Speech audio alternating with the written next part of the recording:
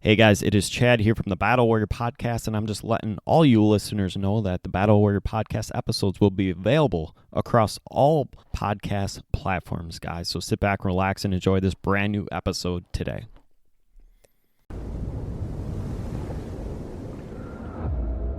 Please beware. The voice in your head is a threat.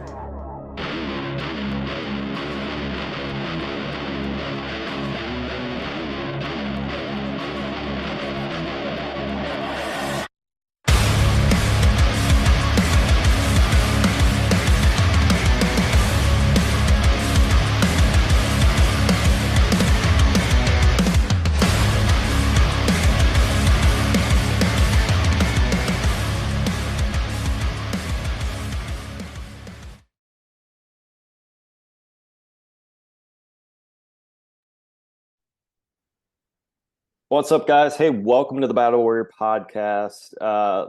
Like I was saying, the last couple episodes, this is the last final episode here for myself behind the mic for a month or two, and I've been explaining to all you guys straight out that I'm taking a little step away. But the cool thing about it is we're going to be providing awesome content coming to weekly on a weekly basis, no matter what. So you guys are not going to have a break from your Battle Warrior Podcast. So we're still going to come at you with amazing guests like the one I have right in front of me. We're going to be talking about his amazing, it is a number one seller book, if I remember correctly. Yes. Amazon best-selling book, Reinforce Your Gym. Here, guys, we have Dustin Bogle to the podcast. And we're going to be digging deep into the book, but also digging deep in his past up to the book here. But talking about, the firepower you need to build $1 million fitness business. Yeah, you're in one of my favorite cities, and we were talking about that. I want to tap into that, like truly that state literally is driven by fitness. So where did the love of your fitness comes from? Yeah, thank you for having me, Chad. I'm super excited to dive into just a little bit about me. And I do think hey, although you guys hear me having gym owner experience and personal trainer experience, don't tune out if that's not your industry. I promise you're going to pick up some gold that will apply to your industry, because with my book, I have a section for sales, for marketing, and for leadership, and they are cross applicable to all different types of industries. But yeah, in terms of how did I first get into fitness, it's funny, although I'm a fit person now, I was once not. And so I was once 60 pounds overweight, and this was in high school. Most people want to go back to their high school weight. I want to avoid it, Chad. I never want to go back to my high school weight. It was when I was the most out of shape. I was tipping the scales at 260 pounds, wearing hoodies, hiding from the world. It's funny though, I'm 6'2", and then at that point 260. You're not going to hide from the world at that size. Yeah. But I was trying to, with a hood on it. That was my thought, at least. And antisocial, not a lot of friends. There was a guy who sat behind me though, who had some really fit arm and really fit physique. And he tapped me on the shoulder and he said, "Hey man, I'm going to go catch a workout today after school. Do you want to come with me?" And I was like, all right. And it just didn't seem intimidating. It seemed like we were going to hang out. And so we went there and we did a standard meathead workout, which for those that don't know, that's chest and biceps. You just do bench press and curls and pump up the muscles that make a guy feel like they're just like Hercules.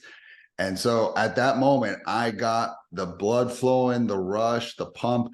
And I said, what have I been missing out on? Oh my God, this is amazing. I went for 6 months with that friend every day, and I transformed my body. I lost 60 pounds of body fat. I got visible abs. I got muscular arms. And it wasn't about me, even though I felt amazing. It was that I made a decision at that moment. I want to help other people to get healthy and fit, that this was the best gift I gave myself. And I want to do what my friend did for me, tap their shoulder and invite them to the gym. And that's what gets me really juiced up and motivated to invite people to come into the gym. And so that's why I get really fired up when it comes to marketing, because I know that's what draws people in, and sales, getting people out of their own head to move forward and to choose the healthy life, and then leadership so that we can expand the message and get more people out there. So that was how I got started into fitness. And that's that origin story. Absolutely. And before recording this, I actually I'm training for a half marathon, like we're talking about. But the thing that people, like what you said too, and I'm gonna drop this question. I already know where the answer is on my side of it, just in general. But like, going to the gym, what's the most important thing? And I mean, if it's, oh, sorry, go ahead. I'm sorry. Let me reword this. As a new person, what's the most important thing when you're going to the gym? Just showing up. Exactly. Exactly. And you know, on the running side of it, since I'm a runner, people are like, "Oh, dude, you do these half marathons, you do these marathons. I'm signing for ultras, all this stuff." And everyone's like, "That must be great." I'm like, "No, dude, I run 1 foot at a time, like in the gym, one rep Mhm. at a time." And I think, you know, we look at this complex world of everything moving part, but like you said straight out, I did 1 rep at a time and showing up, and all of a sudden my life changed. Yep. I love it. Well, what happened from there was, then the next question is like, hey, Dustin, how'd you go from being a trainer to opening 6 gyms in 6 years? Because that's kind of what happened. And it was way too much too fast. I even admit that myself. So I get clients training with me in my garage. I kind of have this like side hustle business in addition to being a trainer at like a retirement community. And so once I have my own little side hustle, 40, 50 clients, I feel safe enough to take the leap and open my first brick and mortar gym. So we do it. And within 3 years, within 3 months, I'm already starting to scout for location 2. I'm like, we crushed the ground opening. We got over 100 members and we're on track to get to 200 by month 3. I want to rinse and repeat this because this is something I'm good at. And so we went and we opened one a year for 6 years. And so here's where the carpet got swept from underneath me. That I knew how to open a gym, which was buy equipment, hire coaches, do a big grand opening campaign, rinse and repeat. But what I didn't feel, it was like a lagging indicator until probably like location number 5, was I didn't scale culture and leadership. I just did tasks. I just said, here's your stuff and now deliver workouts. And so although that might get things going, it doesn't keep things going. So I was really good at grand opening, and I kind of just threw the mess to my team, say, okay, you guys got it. Just keep doing what you're doing. It'll keep growing on its own. And I left, and then they didn't. And I stopped one day and I said, what's going on? And I realized that what was missing was culture, which I had at the first one because I was there. I was the culture. I was raising the standards. I was holding everything to very high standards. But when I left, that left too. And I didn't know that was going to happen because I was just new to business and I didn't know this is something that needed to be done. And so what happened down the road is fast forward to the 6th gym. Well, within a year of that 6th gym opening, we're closing 2 of them and we're selling a 3rd. And so I had to now take steps backwards to rebuild my businesses the right way, which was to put leaders in place, which are like an extension of me, and to really dial in the culture and make sure that that is systemized to a T so that people could tell if it's on point or off point.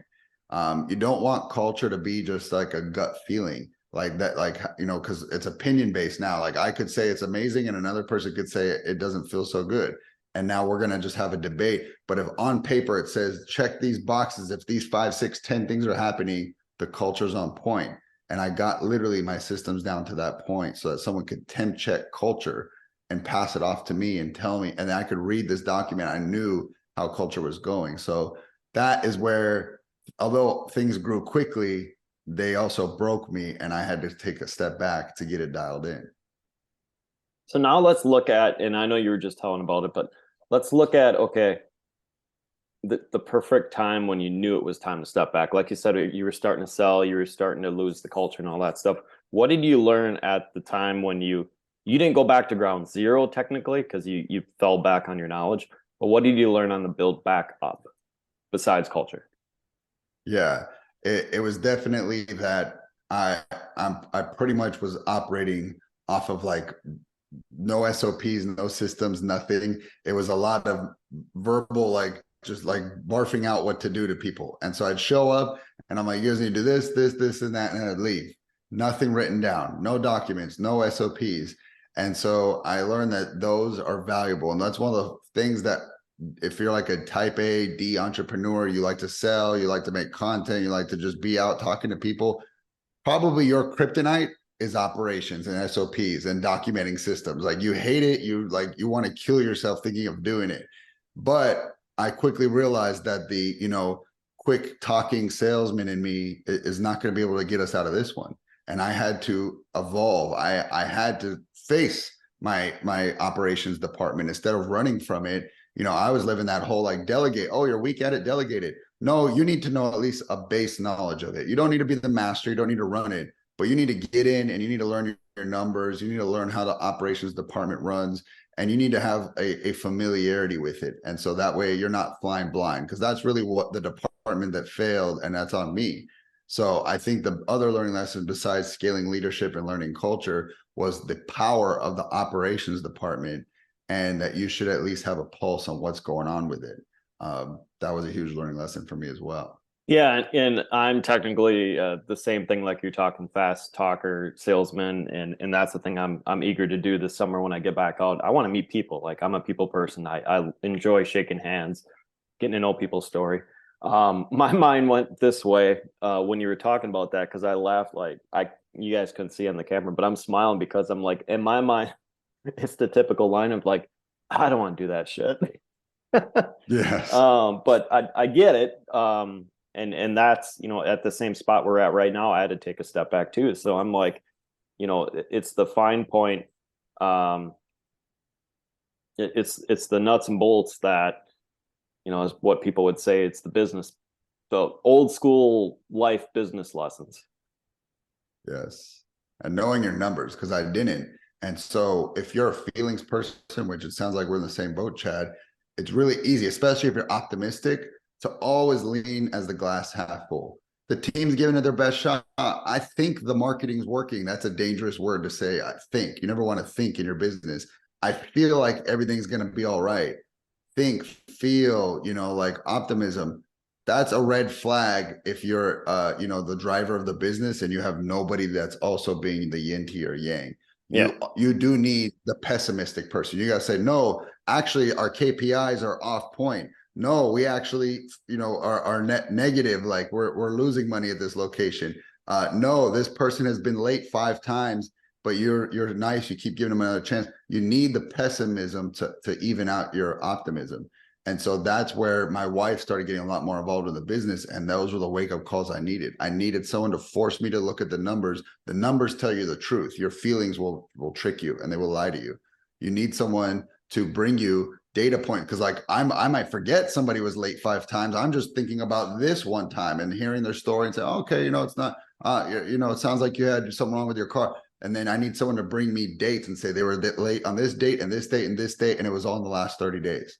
And so when I have that information, I'm like, oh my God, this is a trend. This is not going to change. I need to let this person go. They're bad for culture. But like the optimistic one in me just sees this one most reoccurrent. So that's what you need. You need that right-hand person that's going to bring you the data and bring you out of the clouds and down to the earth. And that way you can make the wisest decision. So I think that's really what I had to go through, Chad. That was the fire I had to walk through. Was I was very up high in the sky, an entrepreneur, and it evened me out. Now I know how to keep my feet on the ground and my head in the clouds at the same time, where I was only one way for a while. Yeah, and I have to ask you this too, because obviously you said your wife was involved in a lot of that stuff here. During the time when you kind of went back to ground one, we'll just say it that way, did that also make your marriage stronger because both of you guys were working together? What's funny is that I actually, looking back, I'm like, why weren't we fighting more? Because the 6 locations, the leadership team was me, her, and we had an executive assistant. 3 people running 6 gyms from a corporate level. Not enough, not like crazy. I'm even wondering how in the world did we do it? But we were getting along just fine, and we did know we had to make tough decisions.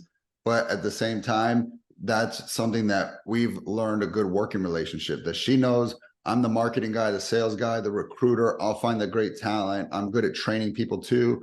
And she's great with the operation. So we kind of know to stay out of each other's sandbox and what our strengths are. So although financially, yes, it did strain us, marriage wise, I never felt like we were in a tough bind. We always saw like, okay, this is what's going on in business. Don't bring that home. I have 2 kids. We are me and her, like we just turned off work. We're really good about doing that on the weekends and planning family stuff. We're going to the movies. We're going to the park. We're going to just get our heads out of business. So I think we did a good job. Honestly, I would give us props that we didn't let it ruin us at all. And you actually tapped into another thing too, enjoying a balance with family, because what happens in this industry is a lot, not saying, I'm gonna use the entrepreneurship world. People want to grind 24/7. And you're telling me straight out that, you know, how you're explaining it's like you could still have a family life. You could still have, yeah, you work hard during the week, but on the weekend, Yes. it's go time with family. Like family's number one. Let's make it the best you possibly can. Yep. I'm a busybody, man. So I know where I will, because I'm still susceptible to this. I can easily start walking over to my office and check my laptop and get sucked down into work stuff. So what is my safeguard against that is a packed out family schedule. Like, hey, kids, we're waking up. We're going to go get breakfast at Cracker Barrel. Then we're going out for a hike. And then we're going to go see this movie. And then the dogs are going for a walk. And I'll literally pack out a Saturday. And then what do you know? No work stuff gets done because I got to stay busy. But if I'm just like, hey, we're just going to hang out at the house today and do nothing, my hands start creeping over to the laptop. So I've learned myself. And if I'm staying active and engaged, my mind and my body, I tend to stay more engaged with my family. And it doesn't help that my kids are super active and high energy. So I need to keep up with them. If we don't do a whole lot of stuff, then they're going to start fighting and driving each other crazy. So we do it for both sides of the house, them and us. Can't keep it sane. And I'm a 100%, 100-mile-an-hour person too. And I'm just sitting there, I'm like, you give me a packed, I feel more fulfilling with the packed schedule than I do. And this is going to be weird because I'm taking time off on certain things and I'm usually not used to that. But it's like the more packed I am, the more focused I am, the more positive I am because I feel like I'm accomplishing. It's when you get that gray space or that gray time where you're like, okay, what the hell do I do now? Yes. And that's where I get in trouble. Yep. Yeah. I think that again, it's a matter of, it's hard because we don't tend to have hobbies, entrepreneurs. We don't tend to have passions. Like our business is our passion. Like we're literally having fun. People are like, stop working, you're gonna burn yourself out. You're like, but I'm having fun. I'm liking this. So it's like, is it really burning me out? And that's where I think we all got to make our own choices. I don't think you should ever try to like match somebody else's work week. Some people it's 40, some people it's 50, some people it's 80. You got to find what yours is. We all have like an internal system that starts saying, hey, you're working a little too much. Like I'm starting to get sick. My eyes are starting to like give on me. My head's starting to hurt. Like everybody has that number. It's just different for everybody. So you got to find yours and create your work life. I feel like integration more than balance. I don't think we're balanced people at all. So it's like, how do I integrate my life with my business that I'm building? Absolutely. And the question I'm going to ask here too is because I know you're very present on social media, but do you have a little old school in you where while you were building that you did a lot of old school stuff versus the new age where everything's social media? Oh, yeah. Yeah, I mean, so here's a fun fact. I don't know if you know this about me, Chad, but I actually used to be a professional wrestler for 10 years. So in the book, I actually talk about me being on a bunch of shows. And so this is me with the long hair right there. And my wrestling character is Diablo. And I know those two boys blow that. You know the Young Bucks? Okay. I am an AEW fan, yeah. All right. Well, those were the two guys that I grew up with, and I was in the ring, and my brother is their manager, Brandon Cutler. And so I got their autographed toys right there. And so they're the guys that I got into the ring with. Matt Jackson's the gentleman that tapped my shoulder and invited me to the gym. And so essentially what happened is I did it, but I started to have like major lower back injuries. In fact, I got scanned by a chiropractor and they said, this is too early. You shouldn't be having a back like this till you're 50 or 60 and you're 32. So, I just knew I had to get out and find a more other avenue to make revenue that wasn't going to be damaging on my body. And so reason I bring that up, what does this have to do with old school muscles? Well, we had to use our hustle muscles to sell tickets and get people to the show, where every month we ordered a box of 5,000 flyers and we would put them on cars in Target and Walmart parking lots, and we put them in businesses.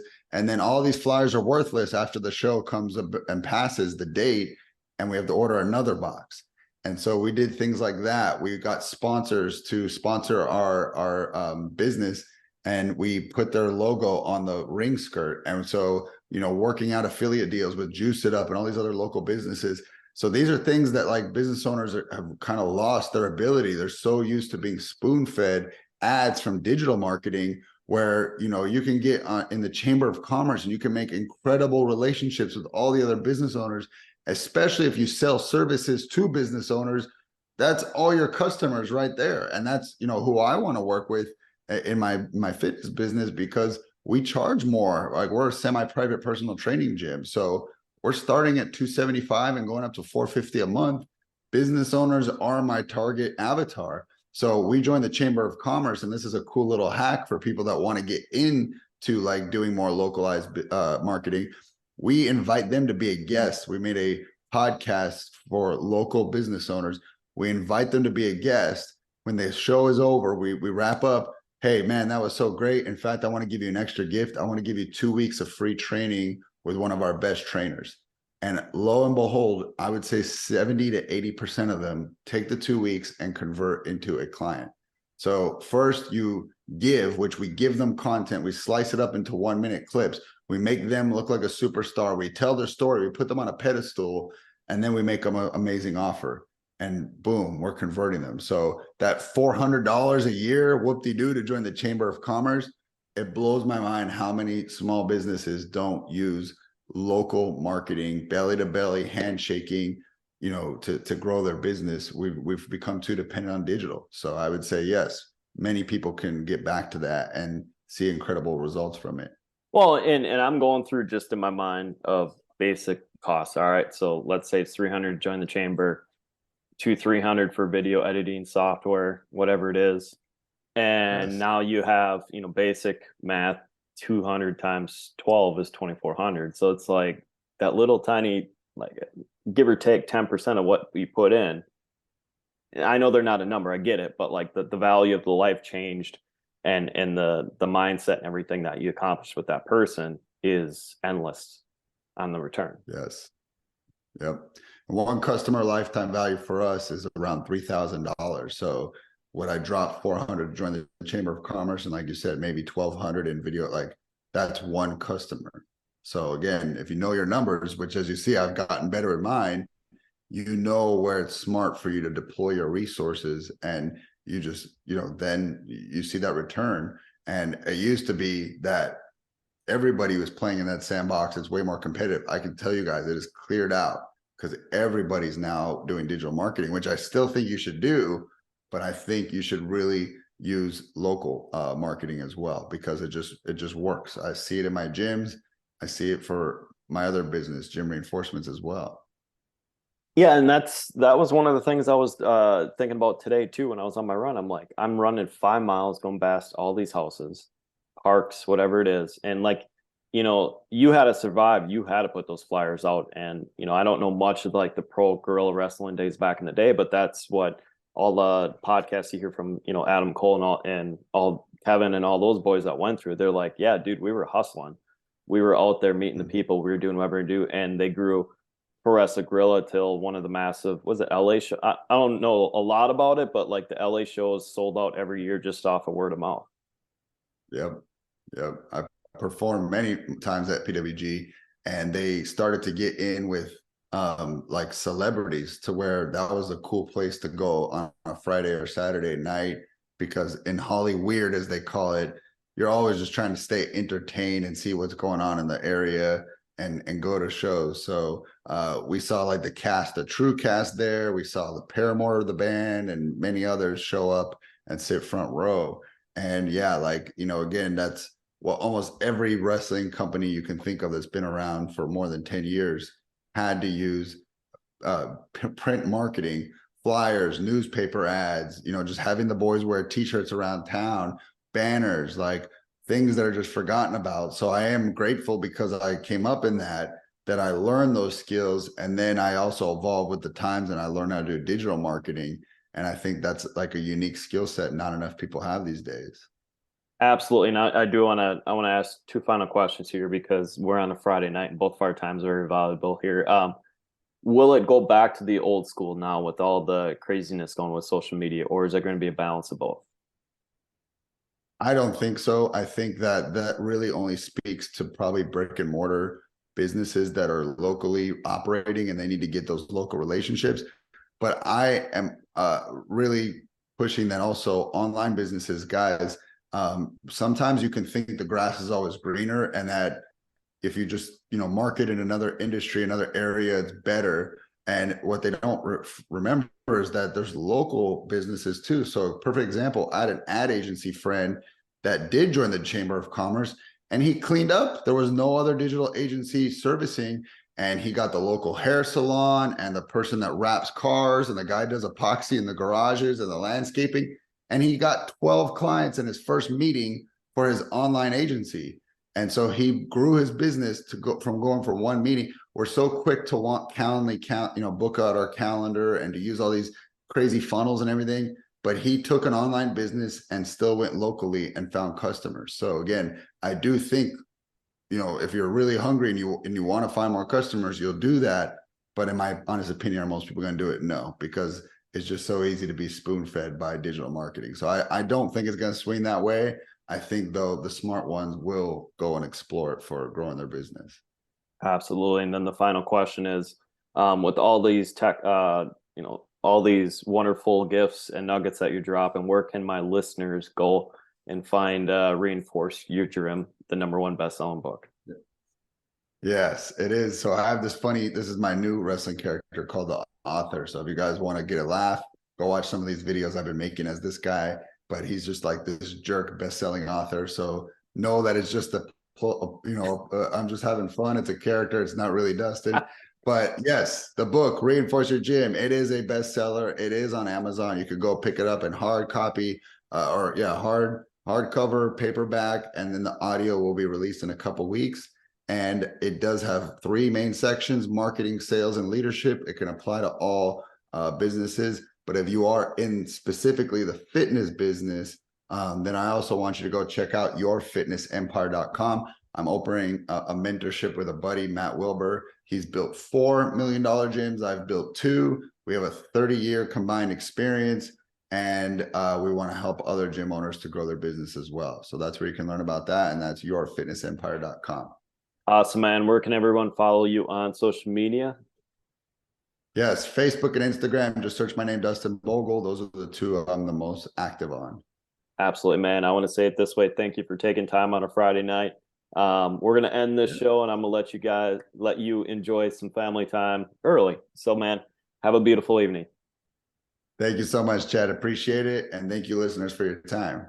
Absolutely, man. Thank you very much.